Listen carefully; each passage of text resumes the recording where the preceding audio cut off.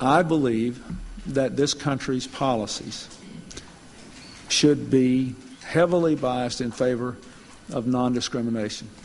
I believe when you tell people they can't do certain things in this country that other people can do, there ought to be an overwhelming and compelling reason for it. The policy I am announcing today is, in my judgment, the right thing to do and the best way to do it.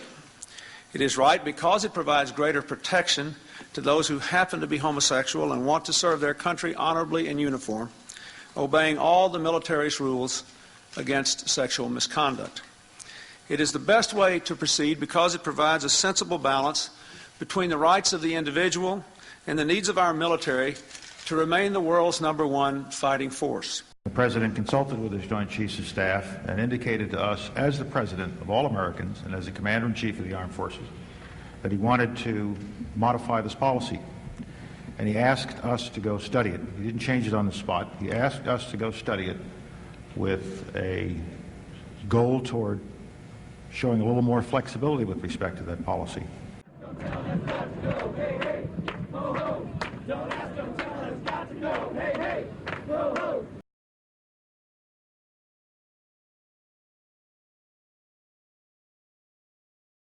I cannot reconcile nor turn my back on the negative perceptions held by our Marines who are most engaged in the hard work of day-to-day operations in Afghanistan.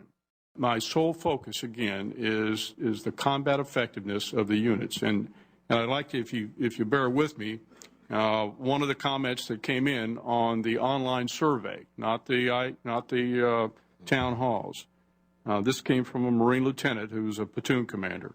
My team's effectiveness is directly tied to its cohesiveness. Despite differences, we are so close that we anticipate each other's next move in garrison and in combat. Our ability to do our job is predicated on this kind of relationship. If you were to add any element of sexual competition, intra-unit sexuality, or hesitance and trust, it would unquestionably prevent those bonds from forming or immediately destroy them if introduced. My concern are those units that are involved in combat right now. That's the cohesion that concerns me most. I believe that the implementation of the repeal of Don't Ask, Don't Tell in the near term will, 1, add another level of stress to an already stretched force, 2, be more difficult in our combat arms units, and 3, be more difficult for the Army than the report suggests.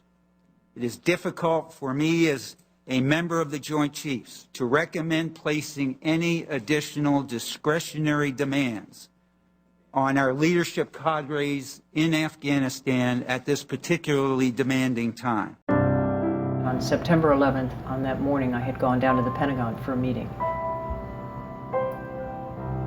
The meeting adjourned at 9:30, and I was at the bus stop when the plane hit the Pentagon. As it turned out, the space I was in 7 minutes earlier was completely destroyed, and 7 of my co-workers were killed. I realized that if I had been killed, my partner would have quite literally been the last to know, because I was unable to put her name in any of my emergency contact information. The events of September 11th made us realize that we really were making a much bigger sacrifice because of Don't Ask, Don't Tell. Living under Don't Ask, Don't Tell, quite literally, she didn't exist. Living under Don't Ask, Don't Tell is something that you can't put into words, really. I mean, you give up so much of yourself in order to pursue a job that you love. You're giving up relationships. You're willing to lie to people. It's a landmine. It's a field full of landmines. For example, when the Admiral would call me to his office, this little voice in the back would always say, gee, I hope that somehow I haven't been outed and that he's calling me in to tell me that my career is over. The wording of it is really misleading because it makes people think that under the policy you can be gay, lesbian, or bisexual and serve, but just not talk about it. But it's a lot more than that. Don't Ask, Don't Tell also meant I would lead a very empty life by myself to be able to follow the law. You basically end up living 2 lives, which is awful. My last assignment was as the commanding general of the 94th Regional Readiness Command, and the principal function of the 94th was to prepare soldiers to deploy to Iraq and Afghanistan.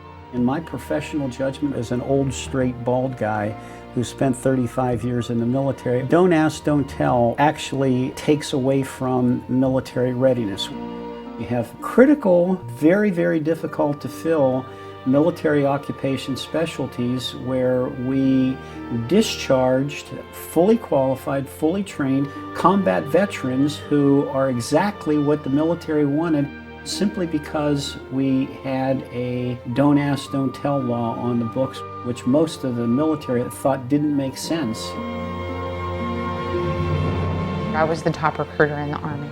Throughout the years I had been in the military, I had been promoted 7 times. Actually, as I was being discharged from the Army for Don't Ask, Don't Tell, my commander was very forthright in his view that I should still be promoted ahead of my peers and that I would be an asset to the Army even though I was gay.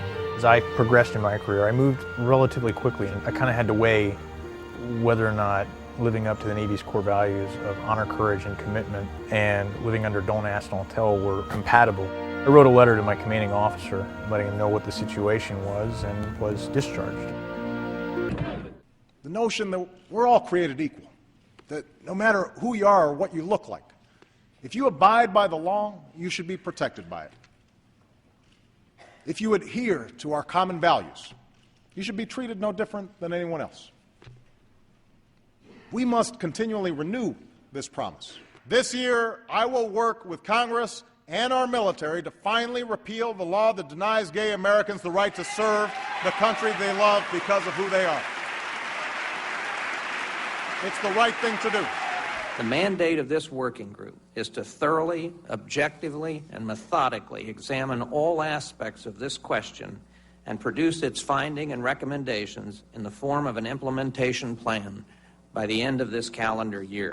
I continue to urge my colleagues to reject this effort to short-circuit the process endorsed by Department of Defense leaders, not by the service chiefs, a process that was supposed to inform us with one that merely ratifies a politically driven decision. It would be a mistake to ignore the views of our troops and the military advice of the service chiefs, and for the Senate to act prematurely to repeal the current Don't Ask, Don't Tell law for the sake of fulfilling a political promise. Basically, it's ordering the military to suspend or discontinue any investigation, any discharge that was started under the Don't Ask, Don't Tell policy. The Pentagon is right now compiling the results of a massive survey that they did of hundreds of thousands of troops trying to gauge their opinions on it.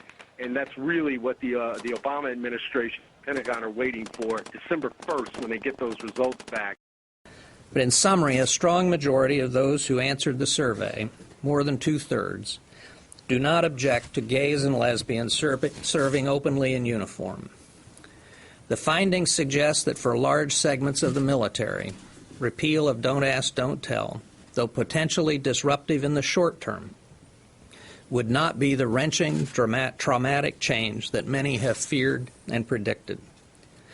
The data also shows that within the combat arms specialties and units, there is a higher level of discontent, of discomfort, and resistance to changing the current policy. The majority of concerns often raised in association with the repeal, dealing with sexual conduct, fraternization, billeting arrangements, marital or survivor benefits, could be governed by existing laws and regulations.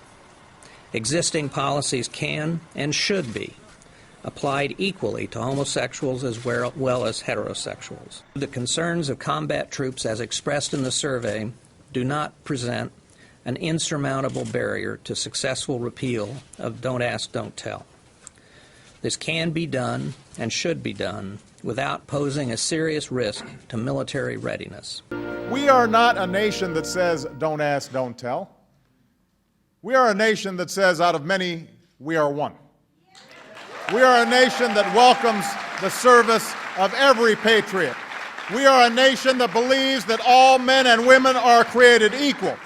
Those are the ideals that generations have fought for, Those are the ideals that we uphold today, and now it is my honor to sign this bill into law. The military, the country, will be stronger without Don't Ask, Don't Tell. The best way to have the best military is to be able to hire the brightest, most capable people. You have a whole host of organizations and people who've worked tirelessly since 1993 to repeal this failed law. A tremendous number of people have done so much, from the President of the United States to the lowliest junior enlisted person that's somehow managing to survive under Don't Ask, Don't Tell. From the moment that he began campaigning, President Obama made it clear that if he was president, he would work to try and get Don't Ask, Don't Tell repealed. The fact of the matter is that he delivered. Don't Ask, Don't Tell on 20 September 2011 will no longer be part of our military fabric. This is done. As soon as Don't Ask, Don't Tell is officially off the books, I'm going back to finish what I started. I'm going back in because I want to keep giving back to my country.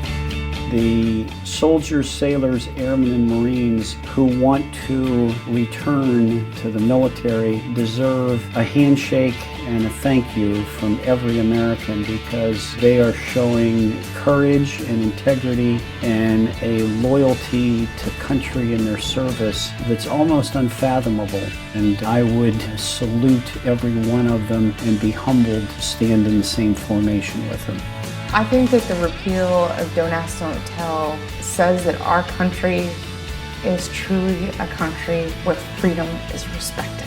It speaks well of America when we react based on fact and justice and fairness and equality to the benefit of the country as a whole. We have an American flag out front. It has been flying and will continue to fly, but on the 20th of September, it's going to fly just a little bit higher.